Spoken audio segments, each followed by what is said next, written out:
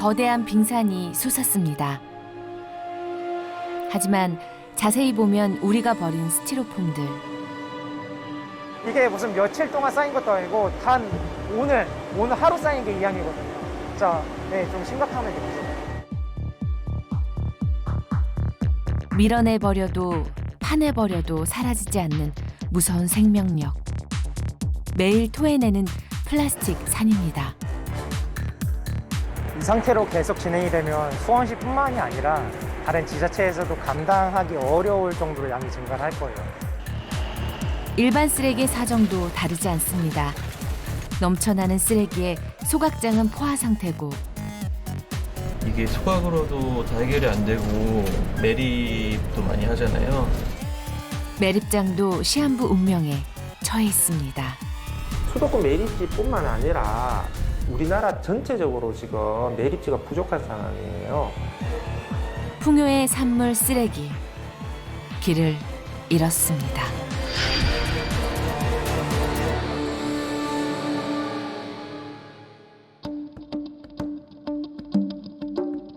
서울 동쪽을 감싸고 있는 야트막한 산, 아차산. 안녕하세요. 아니, 너무 오랜만에 봐요. 잘 지내셨어요? 잘 지내셨어요? 너무 오랜만이죠. 아니, 근데 어떻게 이렇게 만나서 오셨어요? 다들 처음 보는 사이 아니세요? 근데 오다 보니까 이런 삽 같은 게 표시가 돼 있습니다. 서로 알아볼 수 있어, 이 점. 일면식도 통성명도 없던 그들을 이어준 건 집게. 그런데 준비물이 그것만이 아닙니다. 비닐에 장갑, 그리고 호미까지. 이들은 쓰레기를 줍기 위해 모인 젊은이들입니다. 산을 좋아하는 강은 씨가 4년 전부터 시작한 활동인데요.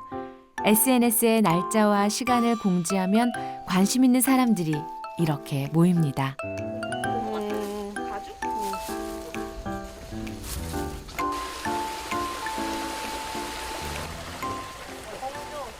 공주 왔네, 공. 아, 공도 줍네, 공도 주워. 오늘 무게 쳤어요. 오늘. 오늘 칭찬 스티커 하나 드립니다. 조심, 조심. 지난 4년간 전국 방방곡곡 안 다녀본 산이 없습니다. 그곳에서 만난 쓰레기들은 매번 놀라움의 연속이었지요. 좀 특이한 쓰레기 줍는 재미도 있어요. 뭐까지 주워봤어요? 진짜 이상한 쓰레기 많이 줘봤는데, 뭐, 구두, 신발 깔창은 당연히 나오고, 바지, 뭐 아니면 오래된 벽시계, 뭐 유모차도 있고, 똥기저귀도 있고, 변기도 있고, 또 뭐 다 있어요, 그냥.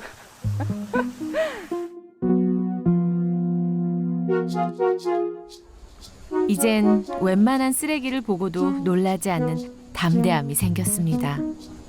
별로 반갑지 않은 변화죠. 뭐야? 비닐 같은 게 보여서 살짝 파봤는데요. 옛날 것 같은데? 뭐야? 해체 에이스. 뭐야? 이거 우유곽 같이 생겼어. 우유값 같은데? 근데, 뭐야? 알 수가 없어. 아주 오래된 우유값 같습니다. 이거 뭔지 아세요? 메일이라고 써있고 여기 한자거든요? 두유. 두유예요? 종이인데도 색만 바랬을 뿐 썩지 않았습니다. 연이어 나온 봉지는 1980년대에 나온 라면. 계란 과자. 이건 얼마야? 계란 과자 지금. 이것도 200원. 와. 마치 어제 버린 듯 선명한 상태. 애들 어릴 때도 있었던 것 같은데. 저 디자인으로요? 예. 꺼내야겠네. 이게 한 30년 좀 전인가? 모두 7, 80년대에 먹고 마시던 것들입니다. 버렸는데 묻어졌는 거. 아니야. 근데 이렇게 아니에요. 많이 한꺼번에 이렇게 할 수가 없어요. 저희가 전국으로 쓰레기 주우면서 다니는데 엄청 많아요. 이런 식으로 다 투기하는 게. 한 사람이 한 게 아니야. 이거는 그냥 누가 와서 왕창 묻은 거예요. 묻으면 사라질 줄 알았던 쓰레기들이 40여 년이 지나 되살아났습니다. 더 심각한 데는 이게 이제 끝없어요. 끝이 없어서 정말 우리가 팔 수 없는 지경에도 있고 계속 심각성을 체감하는 것 같아요. 그래서 진짜 저도 감정이 이랬다 저랬다 해요. 막, 아, 진짜 우리가 이렇게 한다고 뭐가 달라질까 하는 좀 암울한 마음도 있고, 또 한편으로는 우리뿐만이 아니라 모든 사람들이 다 처해 있는 환경이기 때문에 이런 거를 많이 공유하고 알려야겠다 이런 생각 많이 하게 되는 것 같아요. 오래전 묻어뒀던 땅속 쓰레기가 되살아난 곳이 또 있습니다. 서대구역 진입로 공사를 하던 중 땅속에서 쓰레기가 쏟아져 나왔고 악취와 함께 모습을 드러낸 쓰레기는 서대구역 앞에서 상가를 운영하는 사람들에게 충격이었습니다.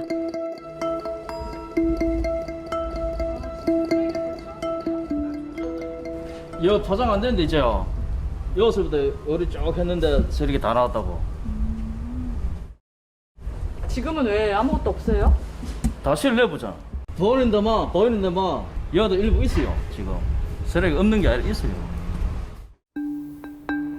서대구역 진입로 주변이 온통 쓰레기밭이라는 사람들. 땅속엔 정말 쓰레기가 있을까요?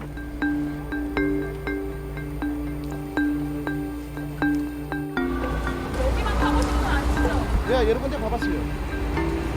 전체가 아니라 전체가. 이게 제일 약한 게라 이거 지금.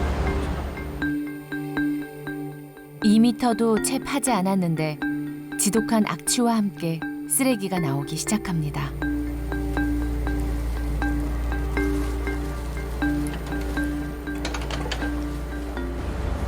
아 냄새가 이게 어떻게 이거 요만큼 파는데 냄새 이래 나는데 저 파솔직이 냄새 얼마나 나는데 상상해 보셔 그래. 지금 이 악취가 어마어마하게 나오잖아요. 몇 미터 안 팠는데도 이 정도가 그렇죠. 나오네요. 밑에 깊이가 10m 정도가 이렇게 쌓여 있어요. 그 밑으로는 침출소하고가 엄청나게 있기 때문에 그 밑에까지 여기에 대한 메탄 가스가 지금 해서 오래돼서 계속 이 썩으면서 올라오는 거예요.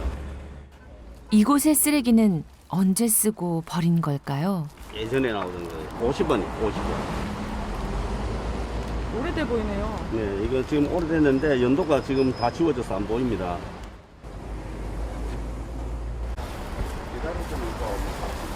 아, 이거 음식물 아닙니까? 뭐야 이거? 우와, 그대로 있네. 꽁꽁 묶어둔 봉지에서 나온 건 포도 줄기. 83년이에요. 포도 줄기를 감싸고 있던 봉지는 제조 연월이 83년인 라면 포장지입니다. 40년 세월에도 썩어서 뭉그러진 부분 하나 없습니다. 그러니까 얘 안에 얘가 있었고 이게 이 안에 있었고 이 안에 있었고 비닐이 그렇게 안 썩어요. 그거 답답하죠? 그거 안 답답하겠습니까? 이거 폐기물 구청가가 신고하니까 알아서 버리라는데 그거 뭐 수억 원 들여서 다 버렸죠. 뭐 방법이 없지 않습니까? 40여 년 전 쓰레기가 이제와 사람들의 삶을 덮쳤습니다. 대체 어디에서부터 잘못된 걸까요? 우리나라가 90년대 이전, 80년대에는 다 매립만 했어요. 우리나라에서 발생되는 모든 폐기물은 그때는 매립이라고도 할 수 없는 정도로 그냥 무단으로 그냥 묻었다 생각하면 돼요. 다시 꺼내서 처리하려면 더 많은 비용이 들어가요. 그러니까 이게 안타깝죠, 결국은. 무분별한 매립에 대한 책임은 40여 년이 지난 지금 우리의 몫이 됐습니다. 그렇다면 지금은 어떨까요? 지금 우리가 버린 쓰레기는 어떻게 처리되고 있는 걸까요? 현재 쓰레기 처리 방식은 매립과 소각, 재활용. 그중 종량제 봉투에 담아서 버리는 일반 쓰레기는 소각과 매립 두 가지 방식으로 처리됩니다. 그렇다면 어떤 쓰레기가 소각되고 어떤 쓰레기가 매립되는 걸까요? 일반 쓰레기 수거 차량을 따라가 봤습니다. 세대수 구역에 비해서 쓰레기가 너무 많이 나오다 보니까 저희도 막 가끔은 깜짝깜짝 놀래요. 매일 치우는데 이 정도씩? 설마 이 정도가 더 나올까라는 생각을 할 때도 있으니까 워낙 많더라고요. 오늘은 또 얼마나 많은 쓰레기와 씨름하게 될까요? 잔재만 좀 깨끗이 해주시고 스티로폼은 최대한 쌀 수 있는 만큼만 이제 낮게 오늘 그렇게 작업할게요. 예. 상가에서 나오는 쓰레기들은 용량이 큽니다. 무게도 제법 나가지요. 뭐가 들었는지 알 수 없는 쓰레기들이 압축기에 밀려 들어갑니다. 가끔은 압력을 못 이겨 오물이 튀어나오기도 하지요. 10여 미터 간격으로 있는 봉투를 꽉꽉 채운 쓰레기 더미들. 그런데 양만 많은 게 아닙니다.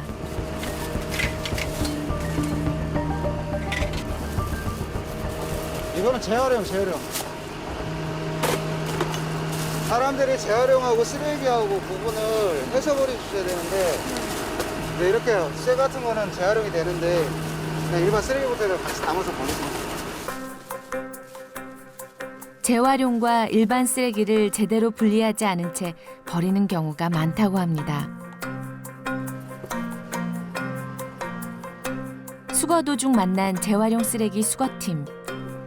그들에게도 제대로 분리되지 않은 쓰레기는 가장 큰 고충 중 하나입니다. 이게 음식물이잖아요. 다른 봉투에다가 게다가 이제 음식물 갖다 집어넣으면 이게 재활용이 안 되는 거예요. 음식물이에요? 음식물이에요. 이게 뜯어보면 이게 음식물이라고 이게 이거요. 이렇게 나온다니까 이렇게. 여기 까만 봉투가 딱 들어가면은 벌써 전부 다 음식물이야 그게. 죄다 다. 음식물로 뒤범벅이 된 재활용 쓰레기 봉투. 수거해 간다고 해도 재활용되기가 어렵습니다. 비교적 잘 지키고 있다고 생각했던 분리배출. 현실은 생각과 달랐습니다. 청소 차량이 수거한 일반 쓰레기는 일단 지역 내에 있는 적환장에 모입니다. 적환장은 일반 쓰레기를 소각장이나 매립장으로 보내기 전 잠시 모아두는 곳입니다. 차가 쓰레기를 쏟아내자마자 가장 먼저 하는 일은 종량제 봉투에 담겨있는 재활용 쓰레기를 골라내는 겁니다. 멀쩡한 페트병과 캔이 곳곳에서 나옵니다. 지금 뭐 골라내시는 거예요? 페트병. 플라스틱. 이게 눈에 보이는 것만 일단 골라내시는 거죠? 그렇죠. 다른 못 고르고.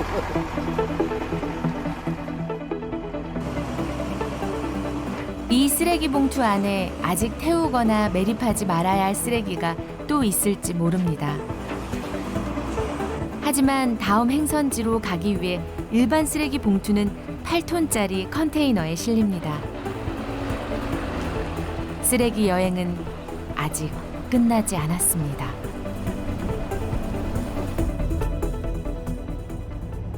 어딜 가시는 길이세요? 지금 청라 소각장. 청라 소각장에 주당 톤수가 나와요. 뭐 정해져 있는 거죠. 그러니까 한 170톤이면은 딱 그것만 들어와라. 그 외의 거는 이제 매립지로 가는 거예요. 소각과 매립을 구분하는 특별한 기준은 없습니다. 지역의 소각장에서 받을 수 있는 용량을 넘는 쓰레기는 매립장으로 향하게 됩니다.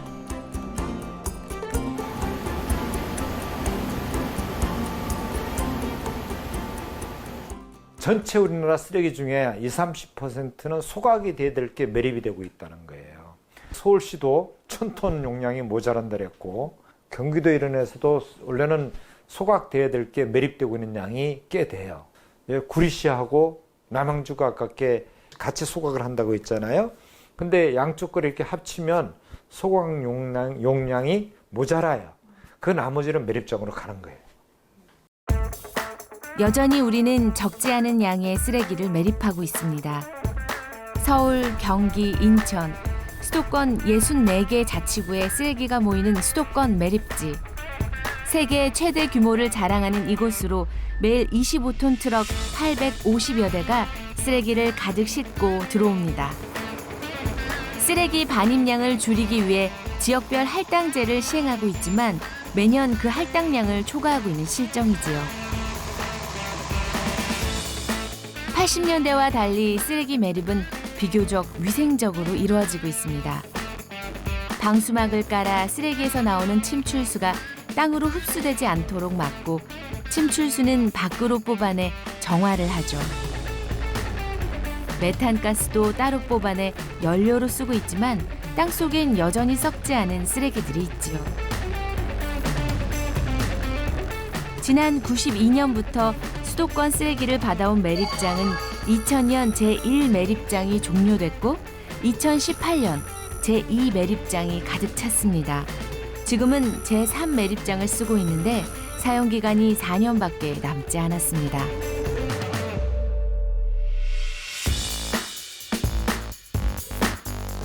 지난 30년간 엄청난 양의 쓰레기를 받아내느라 몸살을 앓았던 인천시 서구 주민들은 대안 마련을 서두르라고 목소리를 높입니다. 당장이라도 수도권 면대 쓰레기 반입을 철저하게 막을 것이다. 수도권 지자체장들과 환경부가 만나 대체 매립지를 찾기로 했으나 지원자가 없어 공모는 무산됐습니다. 그런데 더 큰 문제는 전국 매립지의 3분의 1이 같은 운명에 처해 있다는 겁니다. 그리고 우리나라는 워낙 국토 면적이 좁기 때문에 매립장을 계속 구하기가 어려운 상황이거든요. 이제 수도권 매립지가 가장 도드라지게 불거지고는 있지만 문제가 전국에서 사실 모든 지자체들이 동일한 문제를 안고 있어요. 이대로라면 쓰레기 대란은 피할 수 없습니다. 전주의 한 요양병원에서 한의사로 일하고 있는 김길중 씨. 사실 그는 평소에 쓰레기 문제에 별 관심이 없었습니다. 그런데 최근 전주 시민들의 서명까지 받아가며 감사원에 청원을 했습니다.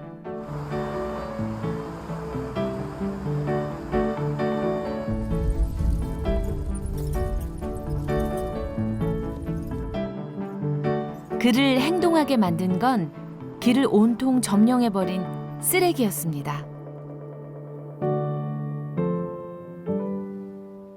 이 자리는 아니고 저자리 같은데 한 이런 식으로 그 넓이 폭이 이 정도 되겠죠? 그 높이는 한 이 정도. 동네마다 더 심한 데도 있었을 거예요. 아무래도 이렇게 단독주택이나 빌라들 모여 있는 데는 보여드릴까요? 이런 식으로 여기 좀 더 심각했네요. 전주시의회와 매립장 주민협의체 간의 갈등으로 매립장이 제대로 운영되지 않았고 보름 만에 도시는 쓰레기로 뒤덮였던 것입니다. 저는 저 밑에까지요. 어디? 여기 어디라고 해야 되지? 슈퍼 가기 전까지 이렇게 있었어요. 마스크 뚫고 들어오잖아, 냄새가. 그러니까 아기는 아직 마스크를 못 쓰다 보니까 돌아서 가거나 거의 그런 식으로 하고. 한 7m 정도 사이즈 여기까지. 여기뿐만 아니라 또 저기 공원 화장실 옆에 저쪽에도 좀 많이 쌓여요. 부족한 쓰레기 처리 시설은 쓰레기 투기꾼들의 극성으로 이어집니다. 전국 100여 개에 달하는 쓰레기산은 우리가 겪고 있는 또 하나의 쓰레기 대란입니다. 방치된 쓰레기는 강으로 흘러가 쓰레기 늪을 만들고 바다로 유입돼 떠돌아다닙니다. 바다를 점령한 쓰레기는 바다 생명은 물론 인간에게도 재앙입니다. 아무 일 없는 듯 일상을 영위하고 있지만 지금 우리는 쓰레기 대란이라는 시한폭탄을 안고 살아가고 있습니다. 매립이 아닌 새로운 쓰레기의 길을 찾지 않는다면 쓰레기는 우리의 도시를 덮칠지도 모릅니다.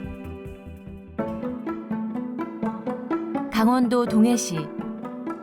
지난해 쓰레기 매립률을 획기적으로 낮춰 주목을 받은 도시입니다.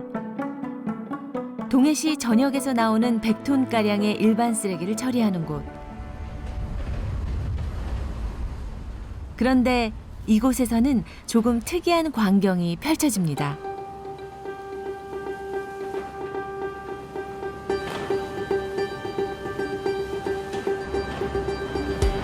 날렵한 집게를 장착한 포크레인이 연신 쓰레기를 헤집습니다.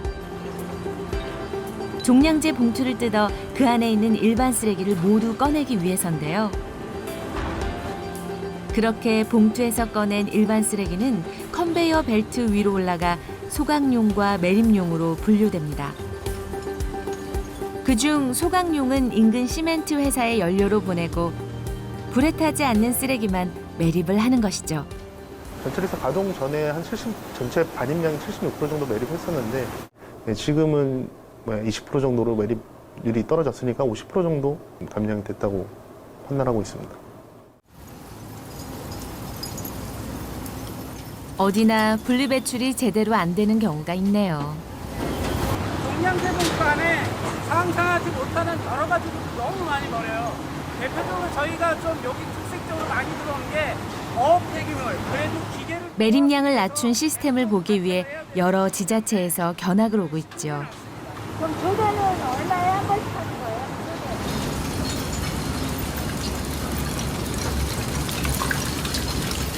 자, 저희가 우려물성에 있는 폐기물들은 전면에 있는 사세기를 통해서 모두 다 분쇄가 된 다음에 이곳에 디스크 선별기로 모이게 되어 있습니다. 잘게 부서진 매립용 쓰레기들은 기계 틈새로 떨어지고 가벼운 소각용 쓰레기만 나폴거리며 통과합니다.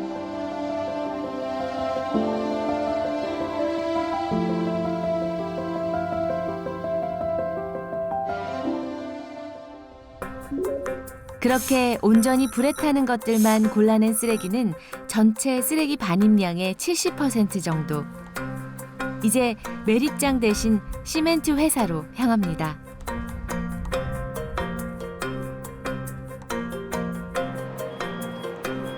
석탄이나 석유 대신 가연성 쓰레기로 가득 찬 시멘트 회사 연료 창고.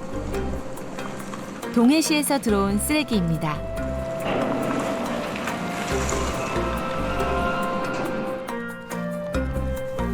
이곳으로 오지 않았다면 땅속에 묻혀 오랜 세월 썩지 않았을 폐 비닐들이 눈에 많이 띕니다.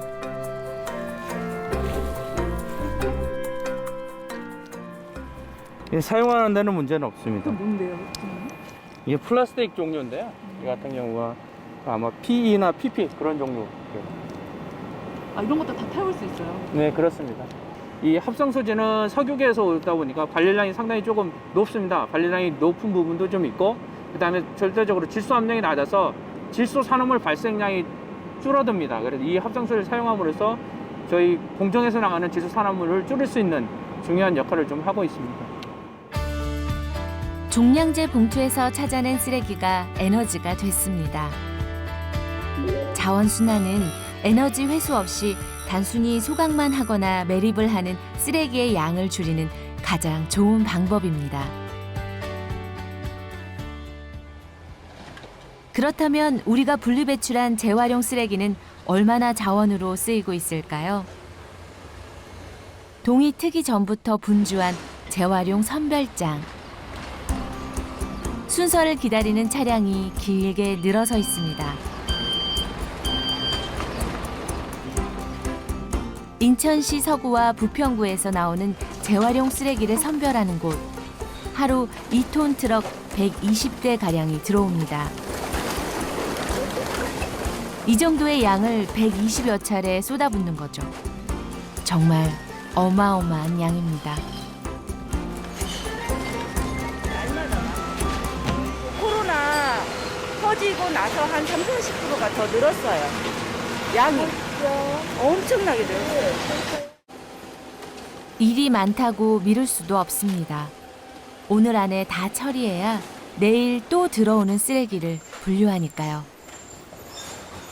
50여 명의 사람들이 컨베이어 벨트에 서서 쉴 새 없이 재활용될 만한 물건들을 골라냅니다.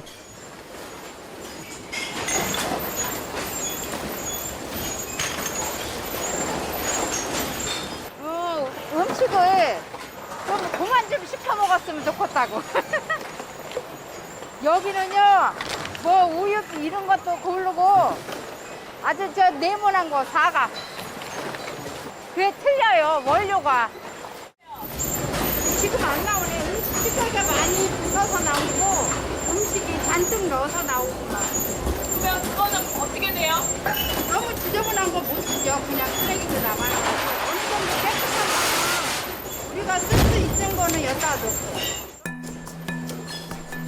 고르고 곤란해도 컨베이어 벨트 위의 쓰레기는 좀처럼 줄지 않습니다. 선택받은 쓰레기의 종류는 캔, 병, 종이, 플라스틱. 플라스틱은 재질별로 또 나뉘죠. 이제 당당히 재활용의 길로 들어설 테지요.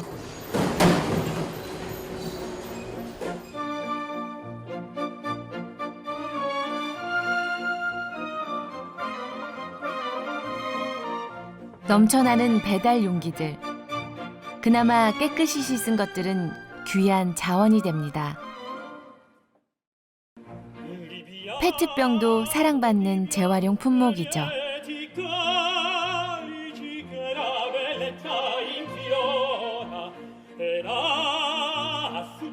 컨베이어 벨트 위에서 갈리는 운명. 선별장에 들어온 쓰레기 중 50%가 선택받지 못합니다.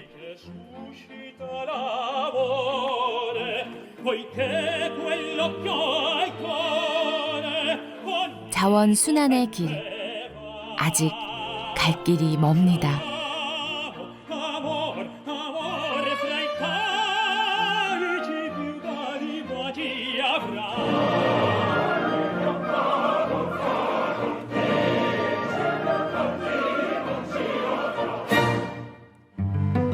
환경 선진국인 독일은 어떻게 자원을 순환시키고 있을까요? 독일 남서부에 있는 도시 마인츠. 나일강과 마인강이 합류해 아름다운 풍광을 자랑하는 곳입니다.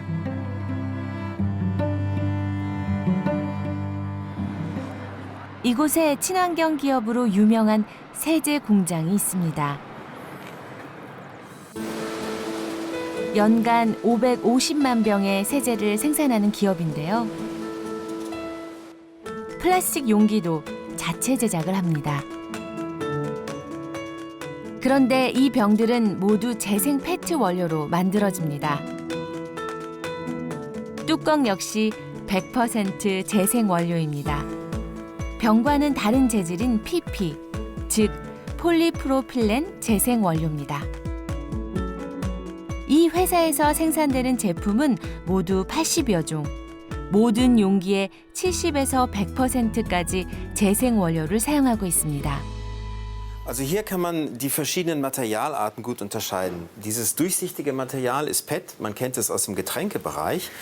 An dem Produkt kann man den Trend sehr gut erkennen, dass die Verschlüsse alle farblos sein werden, weil das die Recyclingfähigkeit des Materials sehr stark verbessert und dann bis zu 30, 40 Durchläufe bei dem Material machbar sind. 재활용이 잘 되도록 제품의 디자인까지 바꾼 업체 대표. 소비자들의 반응도 좋습니다. Guten Tag. Wissen Sie von diesem Froschprodukt etwa, wie viel Prozent von dem Altmaterial verwendet werden? Ja, das kann ich Ihnen gerne zeigen. Also wir haben hier zum Beispiel auch die Aufkleber, da steht drauf, dass die Flaschen aus 100% Altplastik gemacht werden. Also ich finde das persönlich sehr gut. Es spricht natürlich auch für sich. Das ist sehr stark abhängig von der Art des Materials und von dem Grad der Einfärbung. Bei den PET-Flaschen sind sehr viele Zyklen möglich, über 50. Bei HDPE ist es etwas weniger, aber je mehr man die Farbstoffe aus dem Plastik heraushält, desto mehr Zyklen sind machbar, sodass im Schnitt locker über 20 Durchgänge durchgeführt werden. 독일에서는 음료용 페트병도 재생 원료로 만듭니다. 빈 병을 넣으면 보증금을 되돌려주는 기계를 통해 음료용 페트병은 따로 수거해 가서 가공을 하죠. 재생 원료 사용을 법으로 의무화하자 생긴 변화입니다. 환경 정책에서 법과 규제가 중요한 이유입니다. Weil man hier eben aus dem Lebensmittelbereich kommt, keine Vermischung hat mit anderen Verpackungen, wo also vielleicht Duschgel oder irgendwelche Waschmittel drin waren. Und dann kann man also auch garantieren, dass dass hier nur Lebensmittelkontaktmaterial aufbereitet wird und das darf dann wieder in neuen Lebensmitteln verwendet werden. Ansonsten geht es eben nicht. Also so die Abfälle aus dem gelben Sack könnte man jetzt nicht wieder zu Lebensmittelverpackungsmaterialien verarbeiten. 쓰레기를 재활용하기 위해 가장 중요한 건 분류입니다. 플라스틱을 재질별로 분류하는 과정은 모두 기계화가 돼 있죠.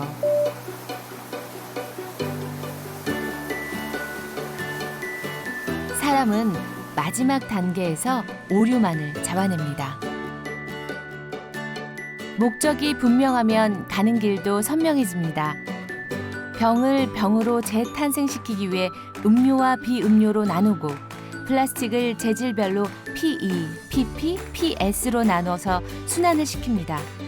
지속 가능한 자원 순환을 독일은 하고 있습니다. 알루미늄 캔은 다시 알루미늄 캔으로, 페트병은 다시 페트병으로, 이런 식으로 같은 용도로 다시 재활용할 수 있는 체계가 구축이 되어야 순환경제로 우리가 갈 수 있다고 얘기하거든요. 그렇다라고 한다면 그럼 굉장히 물질 흐름을 섬세하게 관리를 해야 되거든요. 순환경제로 가기 위한 자원순환은 섬세합니다. 국내에서 발생하는 폐플라스틱 중 다시 물질로 재활용하는 게 어려운 것 중 하나가 폐비닐. 쓰레기 자원화를 위해 폐비닐 재활용에 신경을 써야 하는 이유입니다. 이곳은 폐비닐로 기름을 생산하는 곳입니다. 사실 이런 이제 뭐 스티로폴 관계 이런 거는 사실 저희한테 좋지는 않아요. 그리고 그 과자나 라면 봉지 보면 안에 은박지 있지 않습니까? 그것도 사실 기름을 생산하는 데 있어서는 별로 좋지는 않습니다. 예, 또 아까 말씀하신 음식물 묻어 있을 때 그 소금기 그런 것들이 저희한테는 안 좋죠. 그렇다고 그걸 또 다 분리를 해서 달라고 할 수 있는 여건도 안 되고요. 그래서 우선은 그냥 저희가 흔히 알고 있는 비닐계 면은 이런 상태로 받아가지고 열분해를 하는 거죠.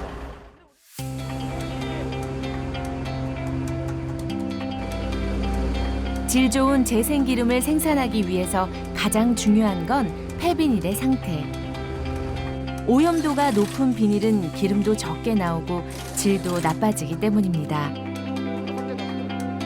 폐비닐로 기름을 만드는 건 신기술은 아닙니다. 비닐은 석유에서 온 것이니 다시 분해를 하면 기름이 되는 건 당연한 이치니까요. 그동안 재생 기름에 대한 수요가 많지 않아 영세한 업체들이 근근히 명맥만 유지해오고 있었던 겁니다. 이 상태에서 15시간 정도까지 작업은 계속 이루어집니다. 한 350도 정도부터 열분해가 가장 활발하게 일어나는데요. 진한 사골 국물이 나오게끔 그냥 오랜 시간 동안 약한 불로 우린다고 생각하시면 돼요. 탱크를 서서히 돌려가며 골고루 열을 가해줍니다. 원리는 단순하지만 원자재인 폐비닐의 상태가 재생기름의 품질을 결정하기 때문에 깨끗하게 분리배출하는 것이 무엇보다 중요합니다. 1차로 나오는 왁스는 끈적한 상태이기 때문에 한 번 더 분해를 해야 합니다. 그리고 이물질 제거를 위해 고심 끝에 개발한 원심 분리기. 이 기계를 거치면 기름이 완성됩니다. 쓰레기에서 뽑아낸 재생기름은 주로 발전소나 공장에서 쓰입니다. 환경에 대한 관심이 높아지면서 예전보다 수요가 많아졌습니다. 기름이 나왔네요.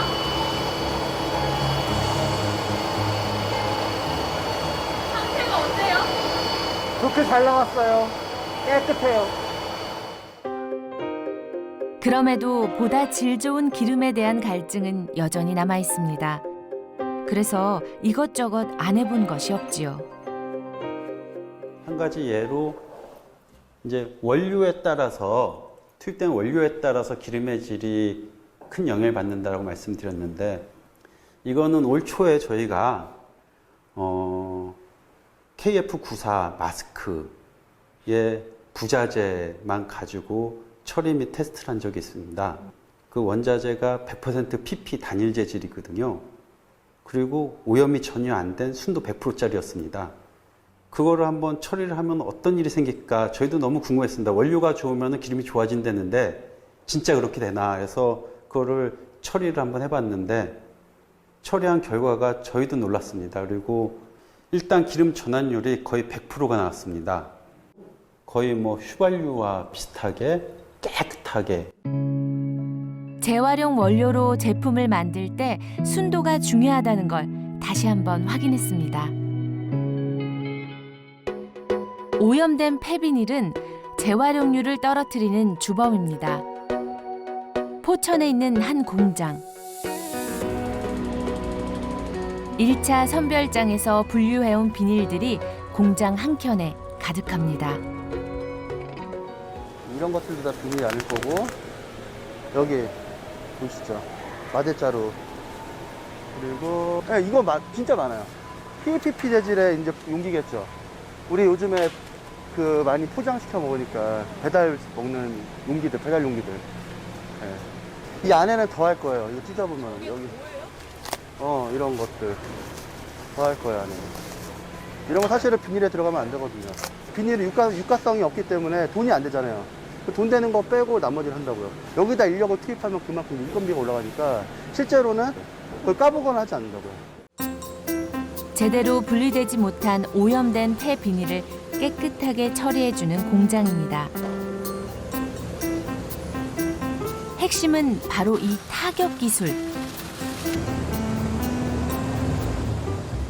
강력한 타격을 통해서 비닐에 묻어있는 이물질까지 전부 다 제거시켜주는데 한 번만 때리는 게 아니라 연속으로 계속 때리고 나가면서 비닐에 묻어있는 어떤 수분이나 이물질을 갖다가 전부 다 제거시켜줌으로써 비닐만 해소해버리는 그런 기술이라고 보시면 될 것 같습니다.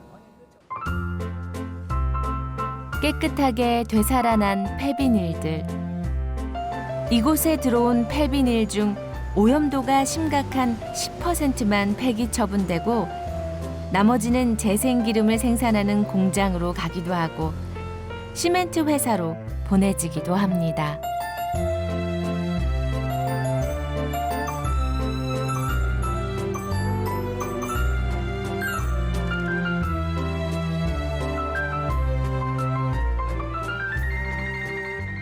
쓰레기를 자원으로 쓰레기 안에 지금 단순 매립 소각되는 쓰레기 안에 50% 이상의 자원이 있는데 그 자원을 해소 안 하고 소각 매립을 한다 그러면 그게 문제지 않을까요?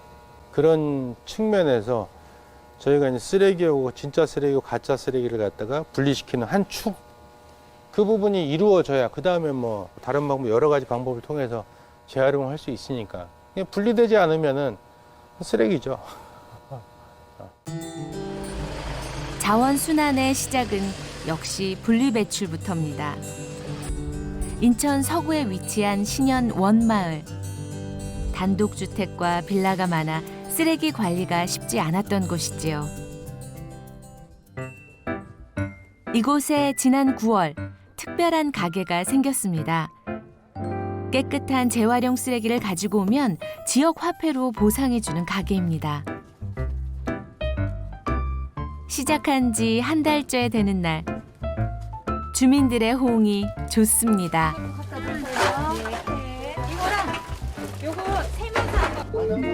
페트만 해도 세 종류로 나뉘고 플라스틱도 재질별로 분류합니다. 병도 색깔별로 따로 배출해야 하죠.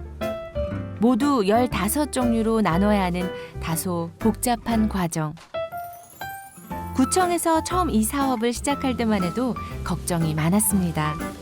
섬세한 분리 방법을 주민들이 귀찮게 여길 수 있다고 생각했지요. 하지만 그저 기우일 뿐이었습니다. 주민들이 호응이 너무 좋아요. 처음에 첫날은 별로 그냥 안 오셨는데 그다음에는 자동적으로 이렇게 인원이 많아지고 물량도 엄청 많이 잘 챙겨갖고 오셔서 이거 하는 게 보람되고 계속했으면 좋겠어요. 이 일이 계속 쭉 갔으면 좋겠어요. 금방 해주세요. 분명. 자, 하나, 둘.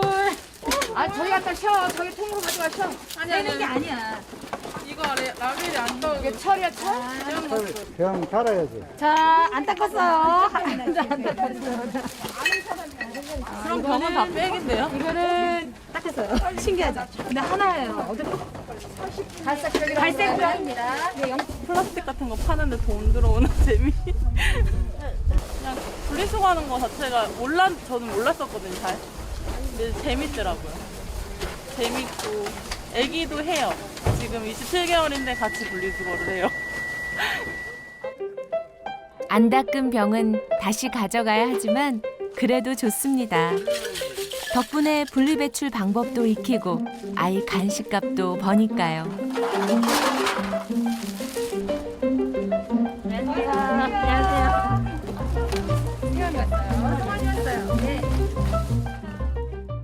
네, 이거 분리를 잘 몰라서 분리하는 방법 좀 알려주시면 네, 알겠습니다. 제가 한번 보도록 하겠습니다. 여기 있죠? 이거는 무슨 표시냐? 리사이클, 재활용이 된다라는 거예요. 그럼 뭐라고 쓰여 있나 볼까요? 성분이? PP, 폴리프로필렌. 네, PP만 담아주세요. 자, 계란 뚜껑. 자, 그러면 자, 어디에 있는지 한번 찾아보세요. 아, 찾았어요. 뭐라고 쓰여 있죠? 페트. 아, 여기 페트라고 써요. 파처럼 생겼다 해서 이거는 파페트. 네, 파페트로 보도록 하겠습니다. 플라스틱 종류가 이렇게 다양한지도 새삼 알게 됩니다.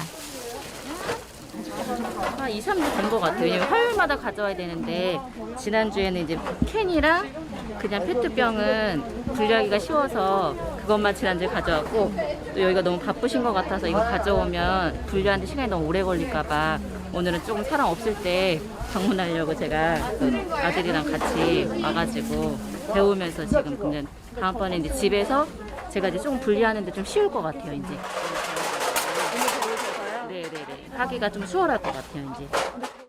페트. 이게 뭐라고요? 페트. 그렇게 하나씩 익혀가다 보면 아이에게도 어른에게도 그리고 마을 일에 마음을 내준 자원봉사자들에게도 쓰레기는 다른 의미로 다가가지 않을까요? 깨끗하게 분리수거된 쓰레기는 저마다 다른 가공 공장으로 향하게 됩니다. 여기가 제일 깨끗해요. 여기가 제일 깨끗하고 우리나라 사람들 인식이 많이 좋다고는 하는데 제가 이제 고층 아파트 같은 데도 보면 굉장히 지저분해요. 음료수도 그렇고 캔도 그렇고 일하시는 분들이 그거를 다 하는 거지 그분들 없으면 아마 딴장판일 거예요. 다른 것과 섞일 염려도 선택받지 못할 우려도 없습니다. 재활용으로 가는 길이 빨라진 겁니다. 원마을에서 모은 투명 페트병이 온 곳은 투명 페트 전문 처리업체. 깨끗한 투명 페트병이 1톤씩 가지런히 압축돼 있습니다. 한눈에 봐도 상태가 깨끗합니다. 그래서 국내에서 제일 볼 수 있는 깨끗한 투명 페트 압축품을 보고 계신 거예요. 그리고 이제 바닥에 습기가 있나 보면 이제 수분율이 얼마 있나 또 잘 실내에 보관됐었나 그런 것도 매우 중요합니다. 볼 수 있어요 그런 걸? 여기 바닥에 물이 없잖아. 없어요. 전혀 없어요. 이 정도면 굉장히 양호한 상태죠. 깨끗하게 관리된 투명 페트병은 재활용품 중에서도 귀한 대접을 받는 몸입니다. 색이 섞여 있지 않은 데다 깨끗해서 고품질 재생원료로 탄생하기 때문이죠. 현재 우리나라에서는 이 원료로 실을 뽑아 옷을 만듭니다. 뭐 유럽이나 미국, 일본 등지에서 이미 주로 페트병은 병으로 재활용되고 있는 게 실정입니다. 국내에서도 빨리 투명 페트병은 병으로 재활용돼야만 되겠죠. 고급 재생원료로 태어나기 위한 페트병의 마지막 여행이 시작됩니다. 깨끗한 투명 페트병만 모였지만 과정은 복잡하고 촘촘합니다. 혹시 껴있을 이물질을 검사하고 수차례 세척을 합니다. 배출부터 재생 공장까지 섬세하게 길이 이어졌고 투명 페트병은 순도 높은 고품질 재생 원료로 다시 태어났습니다. 지자체가 나서서 쓰레기의 길을 하나하나 이어준 결과죠.